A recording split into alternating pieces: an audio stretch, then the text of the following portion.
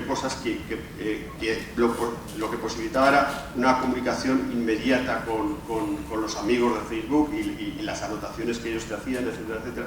Y ahora todo eso va a salir finalmente. ¿Por qué no sale también en digital? O sea, porque va a salir en la Bella Varsovia, sí, ¿no? Sí. ¿Y por qué no vais a hacer una edición digital, digo yo? Yo imagino que la editora al final hará también una edición digital. Creo que por alusiones tú querías contar alguna cosa de lo que ha dicho. No es tanto por alusiones, sino por, ni mucho menos por precisar. Porque en la mayoría de lo que se ha dicho aquí estoy de acuerdo, y me alegro mucho que venga de negro por otros motivos, o sea, porque confía realmente en el futuro y en hacer las cosas bien, y yo creo que el oficio de editor tiene que incorporar la parte digital, que hoy se mete, y que el departamento de redacción o sus ayudantes externos, y ya revisaremos los precios, porque entiendo que es un trabajo que se ha estado midiendo contra unos estándares asiáticos en muchos casos, que realmente hacen que no se pueda tener cuidado con eso. Y realmente el ebook merece, o el libro electrónico merece tener tanto respeto y tanta tipografía, cuidado, y tanto como muchos editores ponéis en el libro de papel. Y hay mucho editor que no tiene el ebook en la cabeza, ni su precio, ni cómo va a quedar, ni cómo va a ser, ni esa portada, si se va a ver de algún modo o no, en 7 o menos pulgadas, por lo cual hay muchas cosas que hay que empezar a incorporar en estos vicios. Pero cuando comentabas lo de bolsillo, por ejemplo, ¿no? O cuántos libros tuyos hay gente que simplemente quiere el contenido maravilloso que estás editando, o, mira, antes han vendido libros Lara Moreno o Gonzalo Torné de Lumen y Mondadori, quieren leer eso, y al lector, en este caso, le apetece leerlo en un soporte digital, con lo cual, bueno, no le pongas. Yo también he probado poner caballos y campanas y enhanced ebook, que se llamaba en su día, y no los hemos podido vender, y nos ha costado un dineral, porque querían leer normalmente esa novela, ¿no? Y esa novela es eso, hoy trasladado, lectura reflexiva del papel, bien editado a un soporte digital y a un precio razonable. Bueno, pues eso no ha sido esa traslación tan directa, y ese respeto al lector a que decida él si papel o digital. Y con el tema del bolsillo que comentabas, que está razonablemente en este país editado el bolsillo, al menos en casa lo intentamos, y en muchas otras editoriales, pero ha sido el segmento más golpeado por la crisis, cuando nos imaginábamos que era refugio. Bueno, ¿qué ha pasado ahí? Que es un, se llama heavy reader, es un gran lector normalmente, el tipo de mi colección contemporánea o de otras colecciones de bolsillo maravillosas, y ese se ha ido al árbol y lo hemos perdido. Y lo hemos perdido y ha bajado el 40% en 2 años. Y esto pues es difícil de soportar en una empresa como la nuestra, desde luego, y creo que es importantísimo que sigan habiendo empresas e iniciativas como muchas que hay aquí, y dijésemos, porque así se trabaja en Silicon Valley, de 2 en 2, de 4 en 4, y de ahí salen las cosas nuevas. Muy difícil va a salir, con todo respeto a mi casa, de mi casa. Somos 600 entre España y América Latina, pero claro, necesitamos mover esto, y que si pueden ser coman 600 en vez de 300, ¿no? Entonces, bueno, no es que esté en desacuerdo, pero sí quería matizar alguna cosa, que algún lector tuyo quiere simplemente tener maravillosos contenidos tuyos en digital a un precio razonable. Jordi, esta mañana Ignacio Ramonet dijo en la cadena SER que dentro de 15 años solamente habría el 10% de los periódicos en papel que hay ahora. No sé si estás de acuerdo, pero en todo caso también te querría preguntar, esa relación digital-papel, ¿cómo será dentro de 15 años según lo que está pasando, ¿no? Como jugando un poco a cómo ves tú esta posible evolución, ¿no? Creo que funcionará un poquito igual que con los libros, ¿no? Creo que va a convivir, va a bajar, digamos, el grosor de los periódicos para que vaya aumentando el grosor de la información digital, pero claro, el problema, la diferencia básica entre la información y los libros es que la información va por piezas que pueden variar de tamaño y de formato, y los libros son una pieza entera, sea enhanced o no enhanced o lo que sea. Entonces hay mil maneras, por ejemplo, yo oigo lo que estáis diciendo de un ebook bien hecho, no bien hecho, y estoy oyendo un debate hace años de cuando, digamos, se colgaban textos de información, y ahora hay Storyfies, hay maneras de hacer narración interactiva, cronologías interactivas, hay 1000 maneras de dar una información que aportan, y eso no quiere decir que 5 párrafos también aporten, ¿no? Con lo cual yo creo que va a convivir todo eso y cada lector va a encontrar su lugar, ¿no? Evidentemente, con que convivimos con un mundo donde el ocio está hiperdividido, mi información compite con su ebook, con el videojuego, con la película, con el partido del Barça, con no sé qué, pues estamos todos ahí, con lo cual quien mejor haga algo o a quien más le interese, pues vamos a capturar ese rato de ocio del lector, ¿no?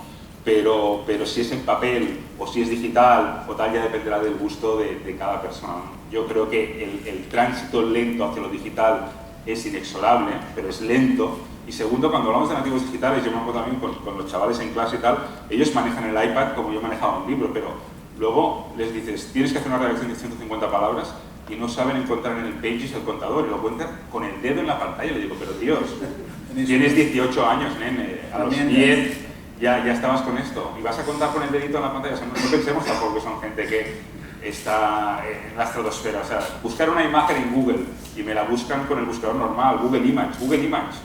Claro, dices, bueno, estáis nativos digitales para algo básico, para leer, para hacer algo, o sea, para ver imágenes y tal. El salto más allá va a ser lento, y va a ser seguramente de sus hijos, de sus nietos.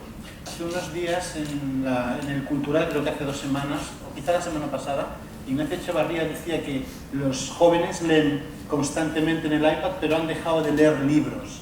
Leen informaciones cortas, pero parece que hay como una especie de huida. ¿Tenéis esa sensación vosotros? ¿Lo vivís así también o no? Sí, yo creo que en general los lectores vamos cambiando, todos hemos cambiado. Hay momentos en los que quiere leer una novela de 500 páginas o de 1000 páginas y muchos momentos en los que quiere leer un relato corto, un texto, un ensayo breve, da para todo. Y yo creo que no hay que tener miedo tampoco eso, o sea, los chavales van a leer. Lo que hay que saber es entrar también en ese mundo. También hay que hacer pedagogía e intentar, que al final también las escuelas, que son fundamentales, a veces también están olvidando el trabajo de pedagogía con el chaval. Yo que una de las cosas que en el poco tiempo libre que tengo, que he hecho alguna vez, ha sido llevarme a correctores, maquetadores, ilustradores, autores a colegios y trabajar en clases y explicando cuáles son los procesos del libro. ¿Por qué un libro tiene sentido? ¿Por qué hay que pagar? Muchos profesores te dicen, no, es que este libro de texto es carísimo. El libro de texto es carísimo. Esta novela es carísima. Bájate a internet porque es muy cara. Ahí estamos haciendo un daño tremendo. Hay que educar todos los días en que está muy bien leer, está muy bien jugar a los videojuegos, está muy bien, tienen muchas ventajas para muchas cosas, pero hay que leer también libros. Y puedes leer artículos, ensayos, lo que te dé la gana. Pero fomentar la lectura es interesante. Pero tampoco con el terror que los chavales ya no leen, ya no van a leer. No, sí van a leer. Llegarán a la lectura en otro momento. A lo mejor llegan viendo una serie que hace una referencia. Yo me acuerdo cuando publicamos Texto Policía, vendimos a Flan O'Brien de maravilla gracias a la serie Perdidos. Porque salió el libro, esas canciones metaliterarias a veces, que funciona muy bien. Y eso hay que trabajarlo en todos los sitios. Y yo siempre digo una cosa que os comento, amigos, yo creo que uno de los problemas por los que este país tiene tan poco aprecio a la cultura es un problema de todos. Tú ves una serie estadounidense, una película, siempre aparece, siempre como algo socialmente deseable, que decimos los sociólogos, un editor, un librero, un periodista, un escritor, siempre aparece como algo que la gente debe tener. En España, si sale algo así, es para ponerla a parir en una serie. Eres librero, no, o eres editor, no puedes hacer otra cosa. Eso es una pena, es una pena. Y ese trabajo de pedagogía es fundamental. Y eso empieza desde los que tenéis hijos, desde pequeñitos. Al final, si tienes libros en casa, tus hijos van a tener libros en algún momento. Y lo he visto, mi hermano es editor. Tiene una editorial muy chula, Capitán Swing. Mi hermano, yo hasta hace muy poco tiempo no pensaba que le fuesen a gustar los libros. Porque de pequeño pasaba de los libros. Me gustaban los juegos, los videojuegos, no sé qué. En mi casa siempre ha habido libros. Siempre. Y cuando yo monté la editorial, mi hermano se reía de mí. Vas a montar una editorial, es tonto, ¿no? Y ahora está encantado, ahora es un bibliófilo. Nunca sabes. ¿En cuántos años? ¿Diferencia?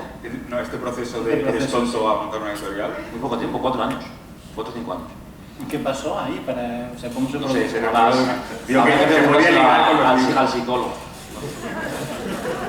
Oye, vamos a ver, a mí una cosa que Un efecto genético. supongo que a la gente también, una cosa que me inquieta mucho es por qué hay ese desajuste tan grande en los precios entre el papel y el formato digital, ¿no? Y además, ¿cómo se justifica eso de cara a los lectores? Vamos a ver, hay un momento que nos ha quedado a nosotros al menos clarísimo, que el digital es digital y el papel es el papel. Sí, sí. Por lo cual, el tipo que está en papel nos hemos empeñado en mirar cuánto vale el digital por poner el precio en papel. No, el tío que está leyendo el digital ya es que el papel no lo ve en muchos casos y tiene esa referencia. Con lo cual partimos de un sitio equivocado.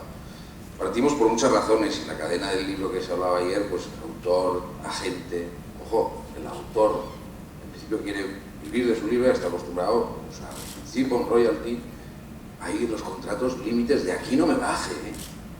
Eso siempre que la gente y el autor te hayan dado derechos digitales. Esa es otra por la cual, en algunos casos, no hay la oferta que debería haber.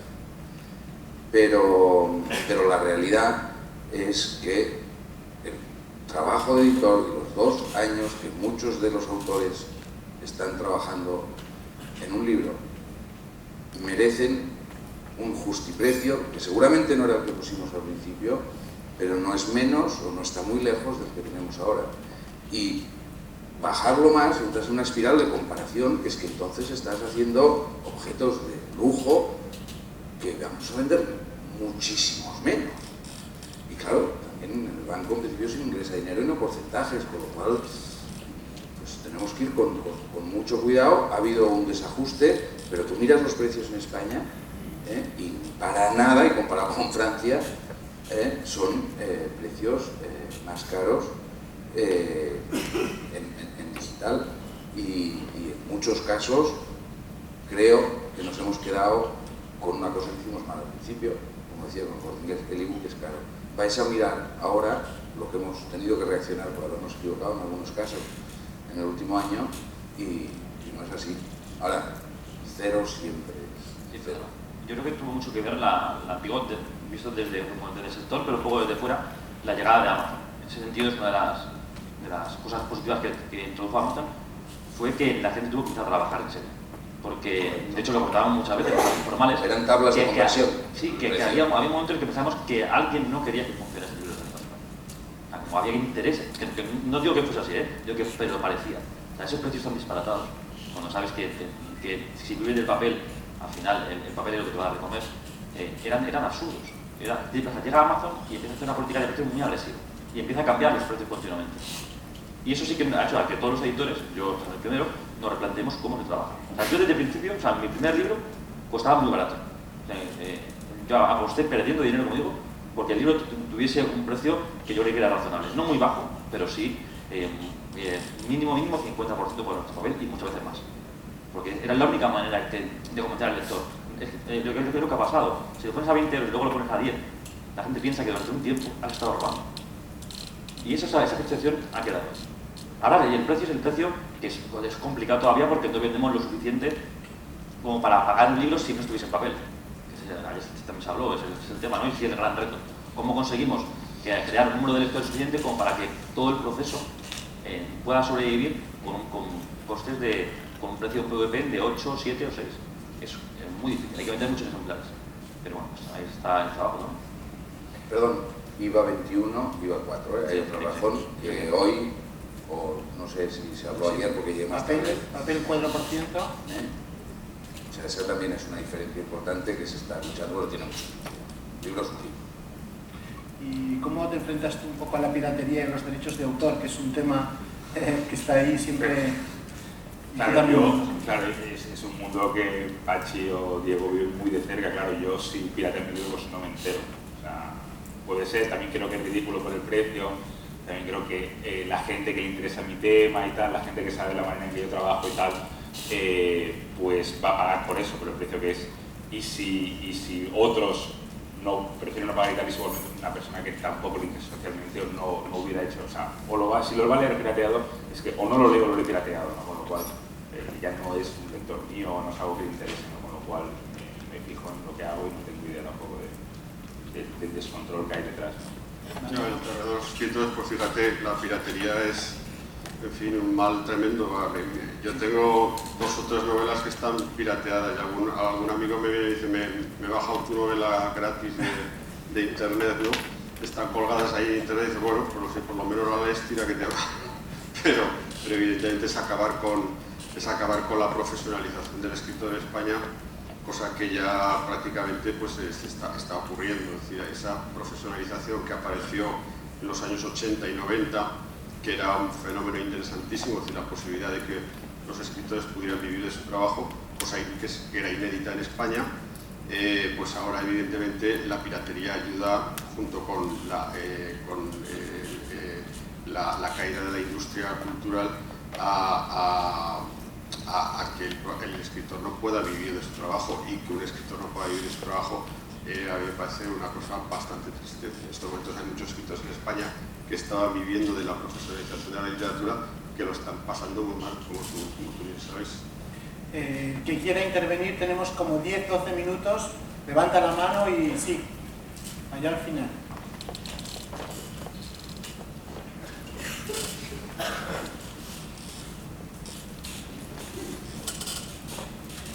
Podemos encender si queréis las luces, ¿eh? Ahora, si os apetece. Sí, sí. Sí, hola, buenas tardes. Muchas gracias a todos por la ponencia. Voy a intentar checar la última ponencia y todo sobre el futuro del libro electrónico. Voy a hacer una pregunta que quizás moleste a más de uno de aquí. Lo siento mucho, pero bueno, yo vengo para eso a los congresos, no para...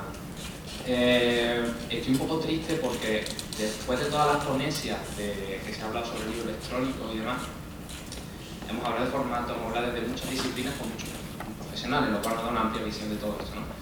Hemos hablado poquito, pero se ha hablado sobre todo, Diego, esta última de, oye, vamos a replantearnos el libro electrónico, esto no es coger un libro en un papel y meterlo en un cacharro, ¿vale? Estupendo. Pero siempre está escuchando que la única manera de monetizar este nuevo libro electrónico es venta de unidades. Si el precio es barato, no es suficiente, con lo cual no es rentable. Entonces me gustaría conocer un poco vuestra opinión sobre, oye, ¿hay alguna manera diferente de monetizar un libro electrónico que no sea vendiendo unidades? Micropago, mecenazgo, crowdfunding, suscripción. O sea, lo siento, pero he echado un poco de menos en el congreso este debate y me gustaría aprovechar para preguntarlo. Yo, claro, es un hábito particular. Yo, por ejemplo, el último ebook que he hecho lo financié antes de hacerlo, digamos, era un viaje a Israel y Palestina, y el reportaje lo había hecho, para mí creaba un género y era un reportaje al final con unas 14.000 palabras y tal, y el dinero, digamos, de la gente que lo quiso leer a través de un crowdfunding lo pagó antes de que yo siquiera empezara a plantearme el viaje. O sea, yo fui en abril, mayo de este año y esto lo hice en febrero, ¿no? Con lo cual hice el viaje pagado, con el dinero para el ebook pagado, y ahora, gracias a esa gente, digamos, el ebook se vende, pero yo tengo ya el dinero ganado y me lo han pagado, digamos, ¿no? Con lo cual, pero claro, eso exige, por ejemplo, en mi caso, pues, aquí se han hablado de casos enormes, pero más de literatura, ¿no? En mi caso de periodismo es un poco distinto, de tener, por ejemplo, un blog que funcione y que la gente vea eso y dice, y cuando digas quiero ir aquí a cubrir un tema determinado y voy a hacer un reportaje de 12.000 palabras que en 2 horas vas a leer para que te enteres de lo que pasa allí, pues sepan que eso es fiable, ¿no? Entonces, claro, requiere un trabajo previo en una plataforma propia, y aparte luego también, que es una cosa que me sale muy bien, es vender el libro yo a través de un pago solo para mí, digamos, cero intermediario, con lo cual, claro, vendiendo 100 o 200, el porcentaje que yo saco es enorme, ¿no? Respecto digamos, a la serpiente que van cortando trocitos, gente que llega hasta el consumidor, ¿no? Con lo cual, sí, es un formato que pasa, y claro, a mí más de literatura y tal, pues no sé si sí que se ajusta, hay modelos que conozco, pero bueno, este es mi caso. Sí, yo creo. Bueno, yo creo que lo más importante es saber qué modelo queremos. Yo creo que algo que no ha sucedido en el mundo del libro es pensar. Igual que en papel hemos dado muchas vueltas, en el libro electrónico hemos empezado a trabajar, han empezado todos los grandes grupos, han trabajado muy rápido. Y cuando trabajan muy rápido, generalmente lo hacen mal.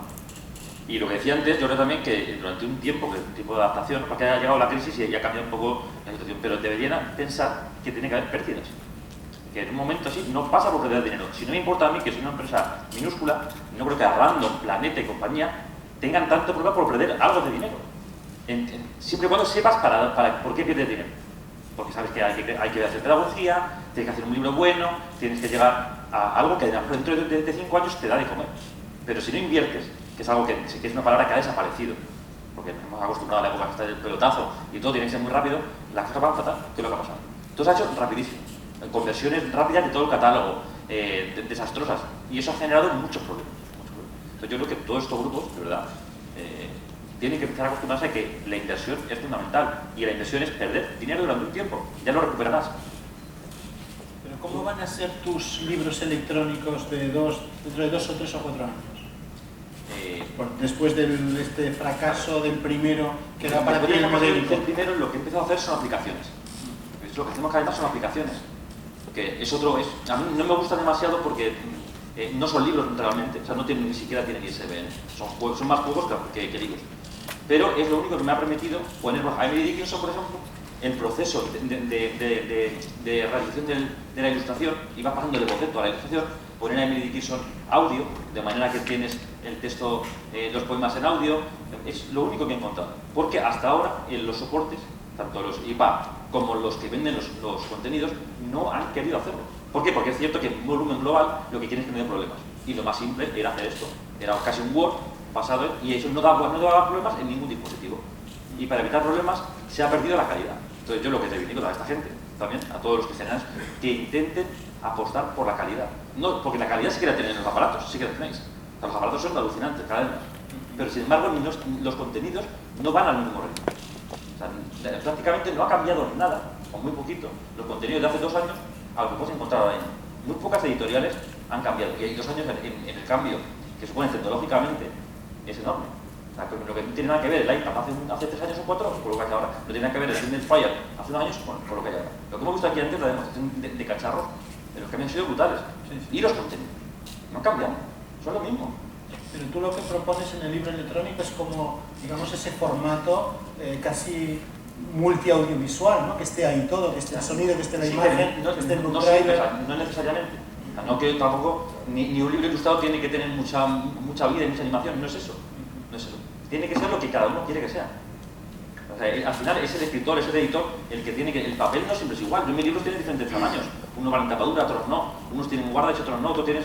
Yo juego con todos los elementos gráficos. Hay que jugar con todos los elementos, pero lo lógico es que tengas la posibilidad de jugar con todo lo que hay ahora mismo. O sea, que si quieres poner un vídeo de Lara Moreno, es la novela, ¿no? El de la novela, y quieres ver una entrevista a la autora, ¿no? Y no tengas que entrar a internet para hacerlo, no tengas que cerrar el cacharro y encender otro, sino que lo puedas ver en el mismo libro. Eso técnicamente es posible, está tirado. ¿Por qué no está? ¿Por qué no se hace? Esa es mi pregunta. ¿Alguna otra? Sí. Una pregunta con respecto a uno de los últimos comentarios que se han hecho con respecto a que un autor no puede ya ganarse la vida vendiendo libros o escribiendo en España, que al final del día pues nadie se dedica a algo si no puede pagarse sus facturas. Yo tengo una pregunta, un planteamiento. Es cierto que hasta hace muy poco había unas pocas grandes casas editoriales que fomentaban a unos pocos grandes autores que ganaban muchísimo dinero. Y efectivamente convertirse en un autor respaldado por una editorial fuerte te garantizaba un buen porvenir y un muy buen sueldo. ¿Hasta qué punto la reducción de las barreras de entrada, la impresión digital, el libro electrónico, la explosión de la autoedición, hasta qué punto lo que está haciendo no es que ya se gane menos al ser escritor, es que el pastel es el mismo y ahora toca repartir entre más? ¿Creen ustedes que dentro de 15 años ya no habrá bestsellers de 50 millones de copias y que estará todo repartido entre pequeños autores de 5.000, 10.000? ¿O esto es una tendencia que, bueno, ha pegado el bote de la autoedición y esto al final desaparecerá? Bueno, yo lo que pienso es que el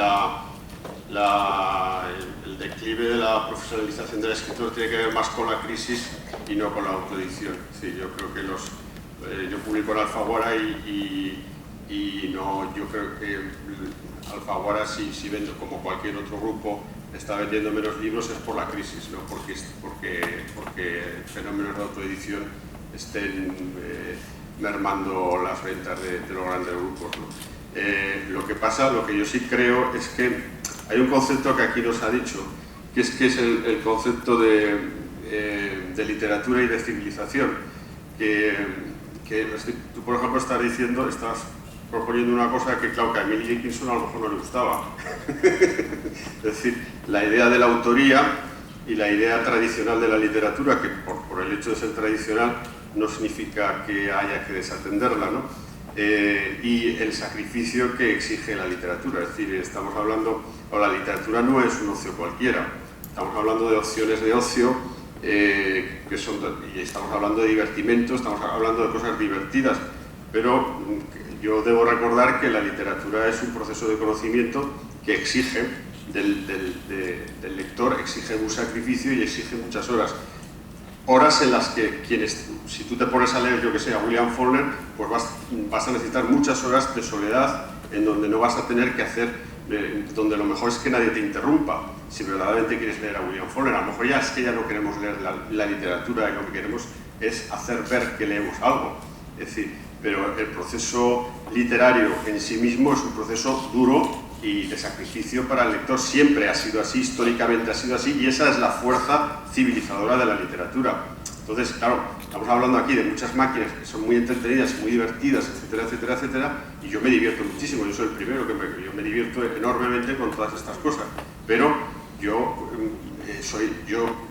he invertido muchas horas de mi vida en las que he estado solo, porque el lector está solo. No es lo mismo escuchar música, que mientras escuchas música puedes hacer mil cosas, pero quien lee un libro está dedicado solo a ese libro y en ese momento no está ni comprando nada, ni está viendo la televisión, ni está hablando con sus amigos, ni está whatsappeando, ni está viendo un partido de fútbol, ni nada. Está dedicado exclusivamente a la lectura de una novela. Y sí, en fin, venimos de una tradición literaria occidental poderosísima que requiere muchísimo trabajo y muchísimo esfuerzo. Yo ya no sé si ahí es donde yo creo que está la crisis de la literatura y donde está la crisis de la venta de libros literarios. Es decir, en la medida en que el libro literario exige un esfuerzo del lector.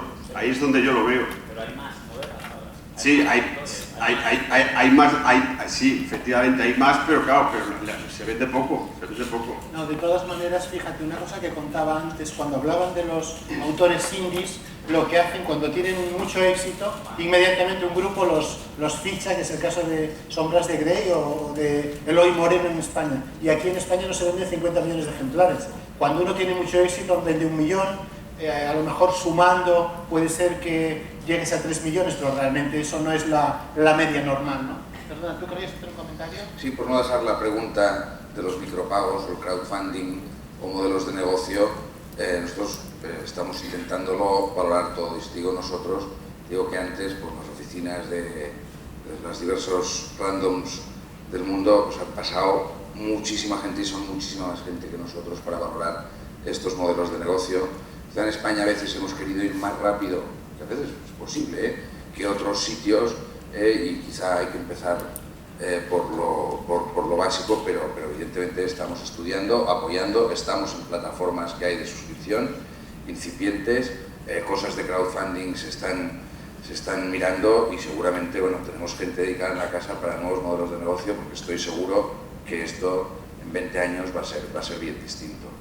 Con respecto a la inversión, claro, nos hemos encontrado con una paradoja y nosotros si invertimos, incluso gastamos, que es aquello que haya dudas que produzca, que veáis claramente que no es una inversión, y lo primero que nos encontramos fue con, al menos en nuestra casa, que es distinto a vuestra, con catálogos o planeta de 4 o 6 mil títulos. Eso, la primera inversión, y que no vamos a recuperar nunca. Y seguramente mal, como bien has dicho, o a destiempo, o en la India, y no se hizo en la India, nosotros hicimos la mayoría aquí, se tenía que digitalizar. Y porque se tenía que hacer accesible, porque si no sabíamos a qué eventualmente nos enfrentábamos, ¿no? Esa inversión ha sido ingente, multiplicar los números de catálogos que tenemos en este tipo de empresas y el esfuerzo de todo. O sea, nosotros estamos al día. Lo que no esté digitalizado es bien, porque tiene movimientos y es infantil y tiene papiroflexia, porque el autor querido o el agente, con lo cual esa inversión está ahí, va a tardar en recuperarse. Cierto es que la podíamos haber hecho mejor y podíamos haber invertido en otras cosas, pero esta era como prioridad. Yo lo quería añadir sobre una cosa, que espero que toda la tecnología no sirva para aquello que Hannah Arendt hablaba de la banalización del mal cuando estudiaba el Tercer Reich. Pues espero que toda la tecnología no sirva para la banalización de la cultura y del conocimiento. Tenemos muy poquito. Sí.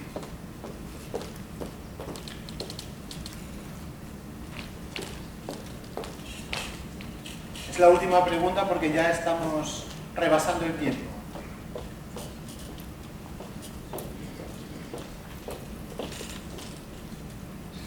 Me gustaría seguir un poco en la misma línea que está profesor Manuel Vilas, que ya antes cuando él ha hablado de industria cultural, que creo que es el único en todas las jornadas que ha hablado de industria cultural, en la mesa anterior no se nos ha hablado de industria cultural, sino que se nos ha hablado de industria del entretenimiento. Entonces, sería una pregunta un poco retórica, pero ¿qué pensáis que pasa para que cuando un creador está hablando de industria cultural, los chatarreros de familia numerosa nos acaben hablando de industria del entretenimiento? ¿Qué pasa en esa cadena de valor para que acabemos convirtiendo la cultura en entretenimiento y banalizando parte de lo que es sustancial en el libro cultural? Pero eso es lo que yo... Ese es el problema que yo veo. Sí, yo soy un lector de literatura. A mí me interesa la literatura porque la literatura es civilización, es libertad y es capacidad de transformación.